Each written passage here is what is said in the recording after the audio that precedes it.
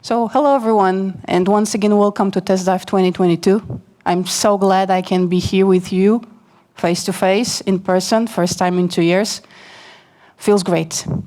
For today's lecture, I have prepared for you a presentation titled What Every New Software Tester Should Know, aka Things You Need to Master When You're Starting Your Career in IT. But before I move on to my slides, let me introduce myself. As it was mentioned before, my name is Marchewka, and I'm currently working as a director of department or a second-line manager, which basically means I'm supervising a team of over 150 people, mostly testers. I have around 17 years of experience in IT, mostly in testing, and in my free time, if I have it, I really enjoy sharing my knowledge during various conferences, both test conferences and soft skill conferences. And I've been with Test Dive since the beginning. So, what do we have on agenda for today? Domain knowledge, testing fundamentals, customer needs, soft skills, and tools.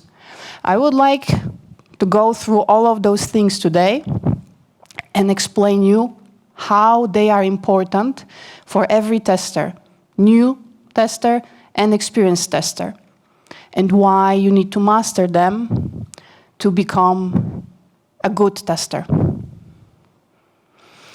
Let's start with domain knowledge. I know it's very early and I risk you falling asleep, but I have a small request for you. Close your eyes for a second and imagine that you've been asked to perform testing of web application or a web page. Okay, can you do that for me? Cool. So basically your task is to sit in the front of a laptop and check if everything is okay with a web page. So you start browsing and you stumble upon this. You can open your eyes. Okay, have you noticed a bug? If you've noticed a bug, raise your hand. Have you noticed a bug? Something's wrong here? Everything's fine here? A tester here, depending on requirements. Let's say no requirements. Let's say just your gut feel. Do you see a bug? Okay. Some of you have noticed a crooked rectangle. And yeah, that's a bug. That's a bug, all right. That's the best bug you can find without domain knowledge, or at least requirements knowledge. However, let's now assume that you have the mentioned common domain knowledge. And you know that this application is displaying electricity consumption, okay? And now, if you have that knowledge, crooked rectangle is the least of your problems. Electricity consumption should not be displayed in a negative number.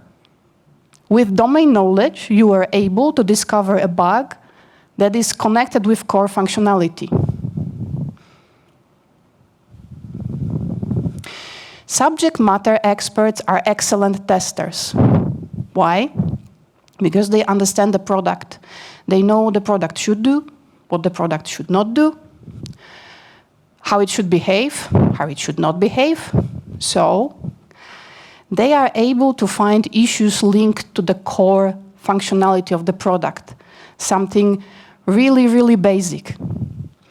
And since they know how the product should behave, they know the weak spots of the product, so they know how to break it. Thus, they are excellent in creating and performing exploratory tests, which by design are the tests created to think of very interesting and unique scenarios to break the product. Domain knowledge is to understand what you are testing. If you understand what you are testing, you are able to uncover important, complicated bugs. What's next? Testing fundamentals. So you know what you are testing, right? You have this product. The question is, how should I test it? How should I test it in a way that my testing is efficient and I find as many bugs as possible. There are several general rules that each and every tester should know. Some of those rules come with experience. Some of them you can learn throughout courses and online trainings. For example, one of the general rules is, when do I start my testing? Should I start my testing already during design phase? Should I wait until the product is ready? When do I start? What's the best time in the product lifetime?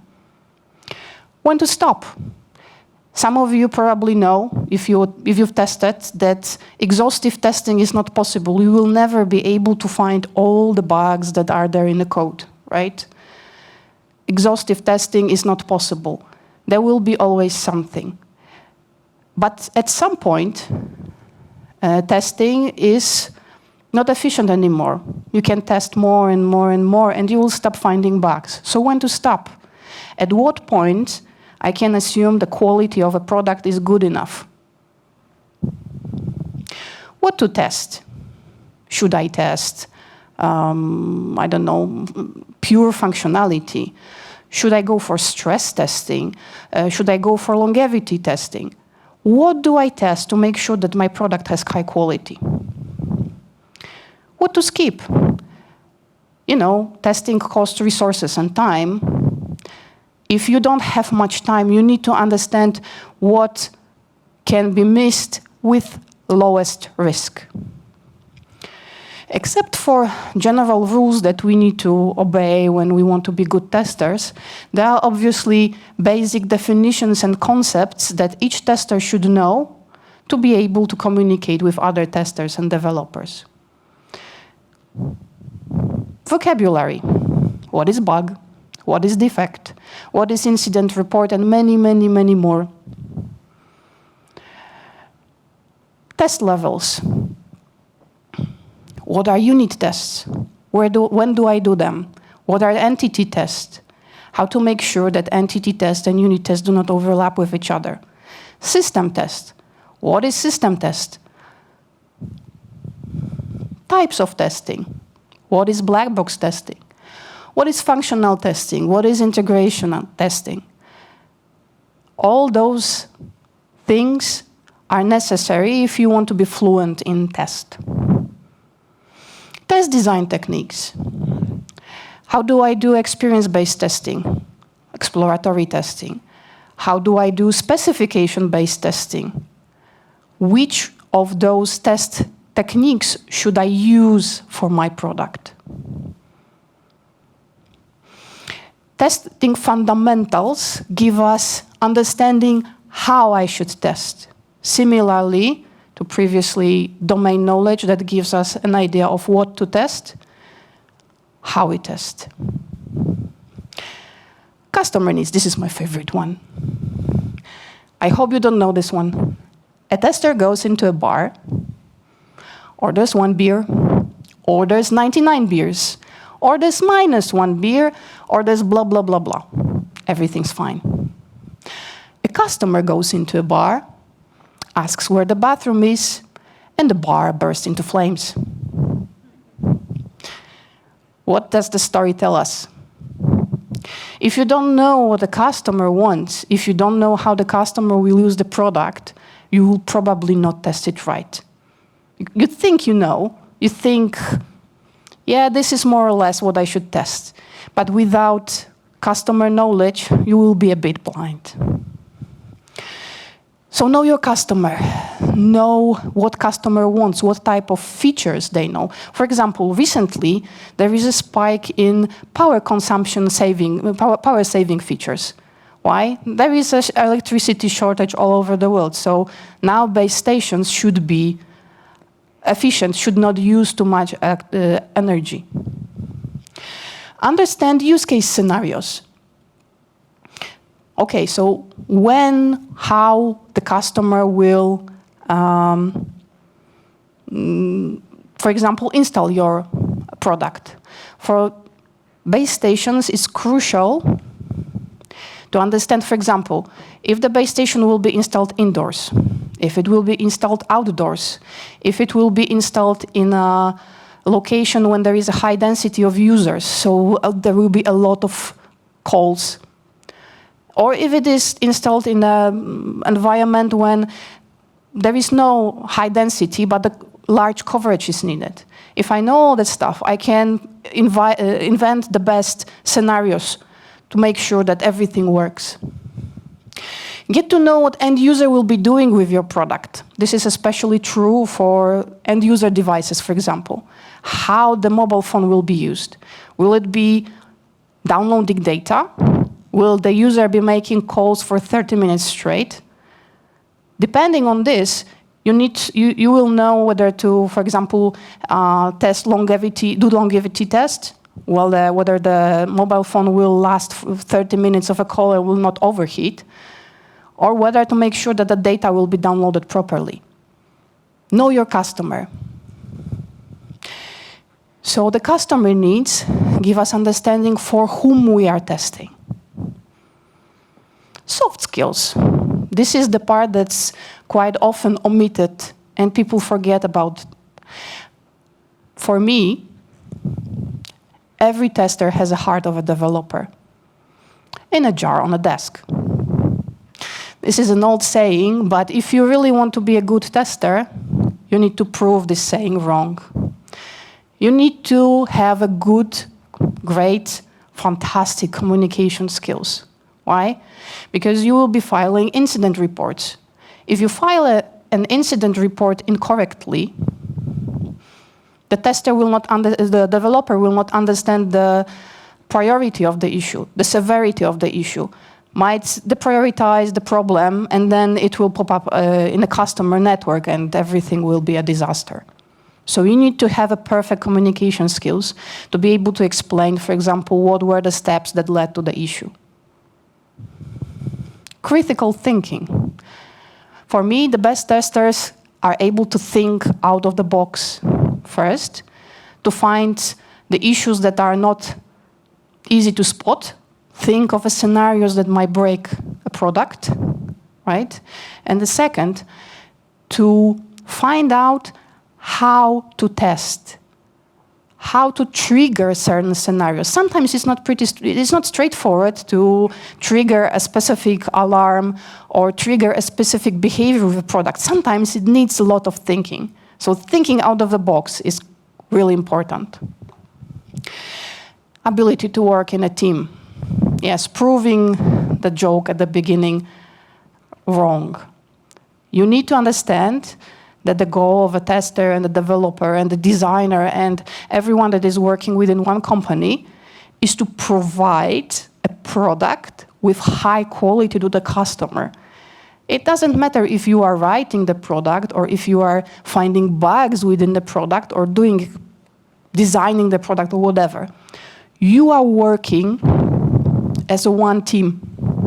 You are working as a one team, and you need to okay, and you need to master it. So soft skills are another aspect of how you should test. You should communicate well, you should work as a team, and you should be a good thinker. And last, but not least, tools. You might wonder, what kind of tools do I need to test? Maybe some automation framework, right? But what about other tools?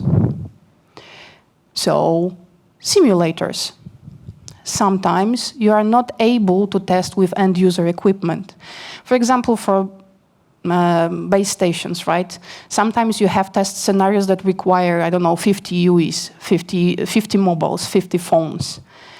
It's not feasible to install 50 phones and make sure that they work more or less, because the mobile phones bought at the market are not test tools. They don't behave as we would like them to behave.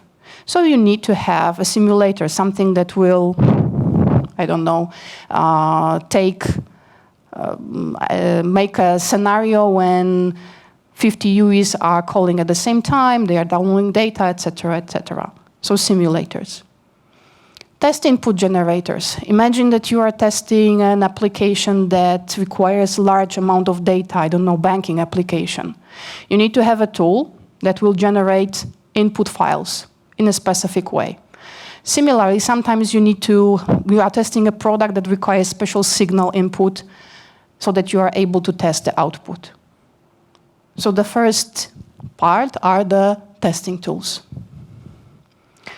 Managing tools, always fun, except for the real testers' work when you are, doing the fun stuff, breaking the product and everything. You need to do all the overhead, and you need the tools to that. You need planning tools. You cannot just sit in the front of a product and test it. You need to plan first what you will be doing, how you will be doing it, and you need to record it somewhere, mostly Jira. But, reporting tools. You need to report from time to time, hopefully quite often, an incident report. You need to have a tool for that. I know that many companies are using very different tools. But yeah, that's something that you need to learn. Progress tracking tools. Management likes to know where we are. Management likes to know if you are not behind, and management likes to know that we are ahead of schedule. So there will be probably a tool that will track your progress, that will track how many tests you've passed, how many tests you've failed, how many tests are blocked, and how many tests are still left for execution. Test cases, procedures, managing tools. Yes, this is very important. If you don't have this, you will get lost in managing test procedures.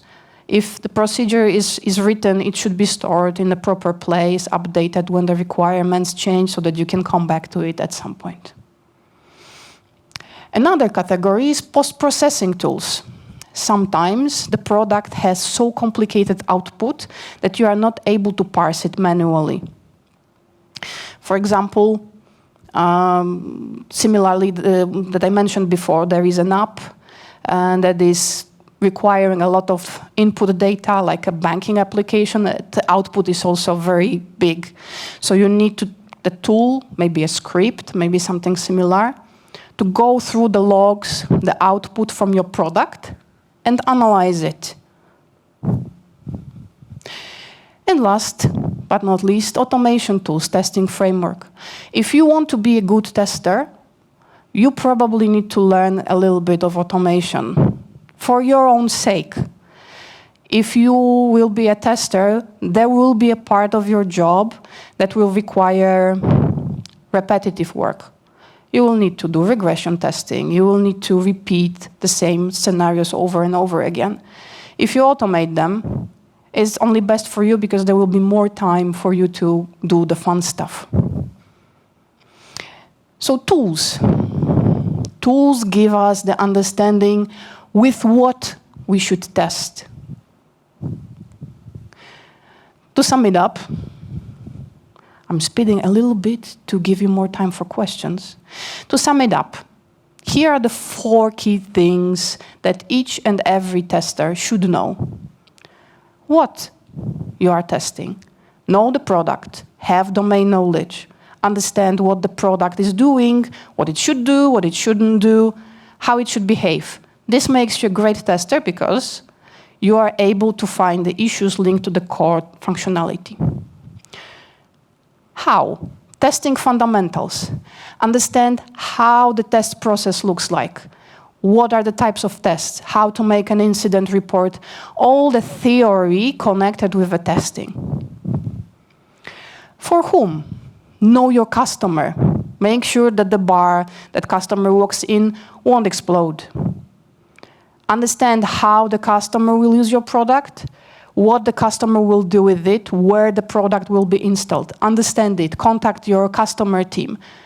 Know the customer. Know what he or she needs. With what? Know your tools. Without tools knowledge, your life will be miserable because you will have to repeat your testing. You will need to process the log outputs manually. Know your tools. The tools are there to make your life easier. And that's all for today. Questions. You can ask them on Discord, but if you feel adventurous, there's a microphone there. Yeah, that's right. In general, you should send your questions through Discord to make it visible for everyone. But if you would like, you can just ask here. That was a question.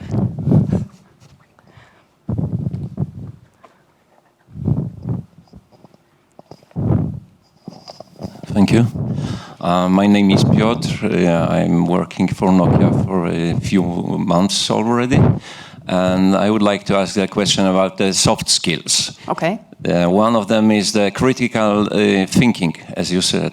Do you have any idea how to improve that? So let's say I've started with some testing processes, I've possessed some tools, I've got that good team who accepts me and everything is correct, but I still have some, let's say,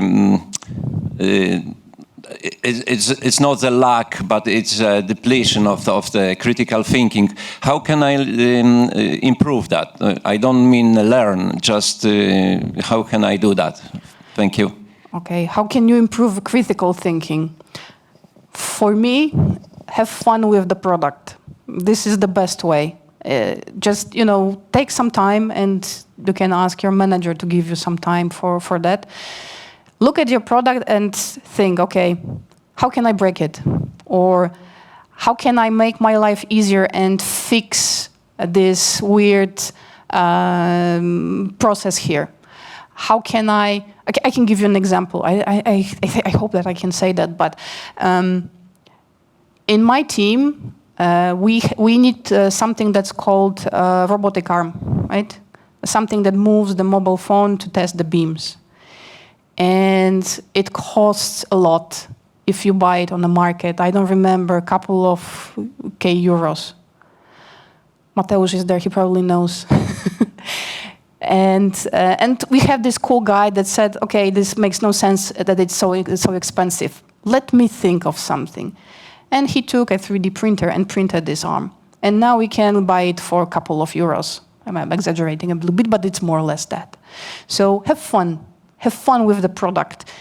Remember that the work is supposed to be fun, at least at some point, at some part. Maybe not all the processes are never fun, but the fun part. Just Okay. Any more questions? Yeah, we have new additional question here. So. My name is Robert. I have a question related to the recruitation process.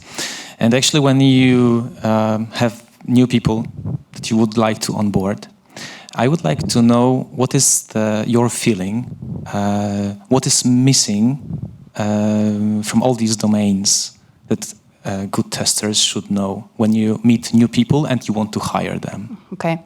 So usually the testers that come to us have certain domain knowledge because usually they are coming, for example, from AGH and then the University of Science, so they more or less know the telecommunication or they have some basic programming skills. So it's more or less there. What is missing the most and what is a bit difficult to get are the testing fundamentals. I don't think that any university right now teaches the theory of testing. So this is the hard part. Not many people have it, and this is important because you will not be able to be a good tester without it, because you will waste a lot of time because you will not know, okay, exhaustive testing is not possible, so at some point I need to start. You will not know that because you don't have testing background. So this is what is missing. This is the most difficult part to be learned because usually it comes with experience. So we put focus on that. The tools, they are important, but it's pretty straightforward to learn them when you come to work. So yeah, I would say testing fundamentals.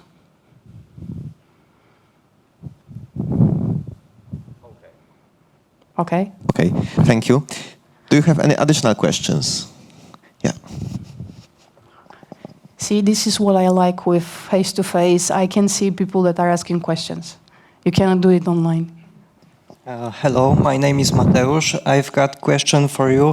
How to don't forget about basic testing skills when you're getting more experienced? Oh, that's a good one. Yeah.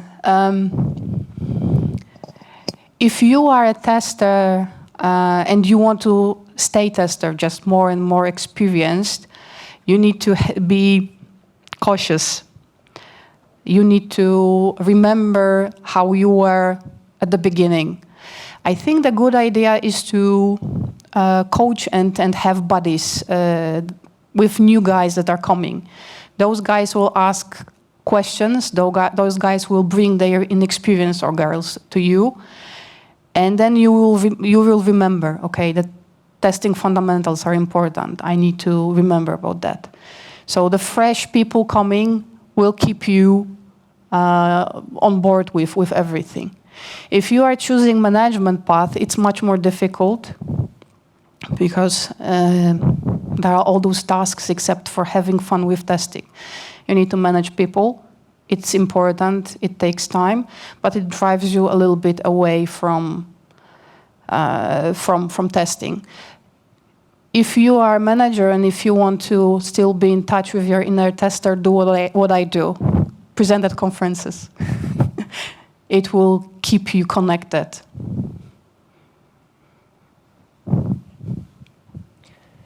Any additional question? So we have some questions on our chat. The first, postgraduate studies or internal external training? What is the better way to be a good manager? Manager, okay. Yeah. What is the internal? Postgraduate studies or internal external training? What would you choose? What would I choose?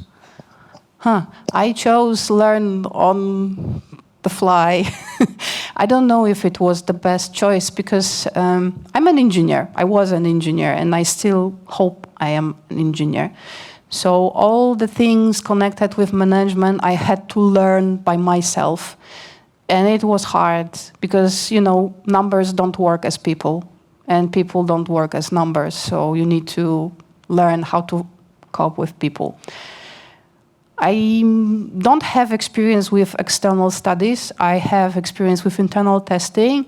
And I think it got me to the right place where I am right now because I was a manager and then now I'm manager of managers. So internal testing and learning on the fly did the job.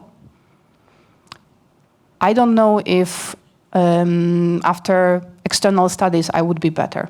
So I cannot help with this question. And the second question, is test leader a good step in your career when you ultimately want to become test manager? Yes, it's a perfect step. I was feature test lead at some point. It's a perfect step because it's the first step during which you learn how to manage people a bit, right? You don't need to do all the stuff that is connected with, you know, I need to go on vacation and blah, blah, blah. You need to manage people, you need to give them tasks, you need to check if they are doing their tasks, you need to from time to time give feedback. So if at some point you want to be a manager, test lead is a good start. It will help you to learn the basic communication and people management skills. So I would recommend it. Okay. And the question, from the perspective of your experience, some of the most important skills and that have allowed you to develop in higher and higher positions, what would be these skills? What would be the skills? I would say that hunger to learn new stuff. And that's one thing. I'm always trying to learn something new, to check a new aspect. I started, as I said, as an engineer, very technical person. I was sitting in the laboratory for hours. I was, you know, configuring stuff, setting up test lines with my hands and doing all the things. But at some points I said, okay, so I know this, I need something more. I want to learn something more, and then something more, and then different. And then I want to go on a conference and present to the people. And then I want this, and then I want that. And I tried a lot of things. So that's one thing. And the second thing, I don't know if this is a skill, but maybe it's a rule. I can call it like that. Remember, opportunity comes when it comes, not when you are ready for it. So if you see an opportunity, don't think, oh, I'm not 100% ready, I'll wait. Because the opportunity will not come for the second time. And I think that this was the best rule that I have in my career. I see an opportunity, I try. I might fail. I failed many times. I did bad things. I failed miserably. But I also progressed in my career. So grab an opportunity. So one skill, ability and willingness to learn, and grabbing opportunity. Okay.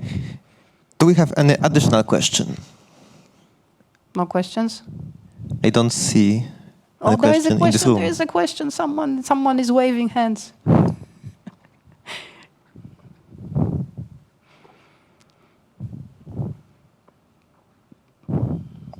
Hello, my name is Arturo. I have the need to learn automated testing. So what can you recommend to start doing it? But you mean like on your own, or? No, I'm working as a tester. So Okay. there is the need for me to start learning automated tests. Okay. So you say it will be good to know this as well?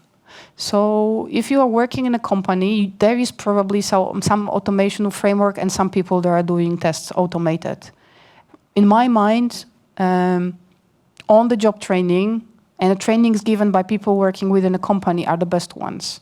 So if you have a team that is working on automation, automating, writing scripts, reach out to them and ask them for training, for helping. A job rotation would be fine if they would take you like for 3 months into your team, and they might teach you. All right. Okay. Thank you. Thank you for your question. Do we have any additional one? The last chance, everybody. Going once, going twice. Okay, no more questions. Okay. Thank I think you. we don't have any additional questions, so thank you very much, Eva, for your speech and for your presentation. Thank you, guys. And I'll be around if you want to chat. I will be doing one more speech at 4 on something totally different. So you're welcome. Yeah. And thanks. Thanks for joining. Take care. Thank you very much.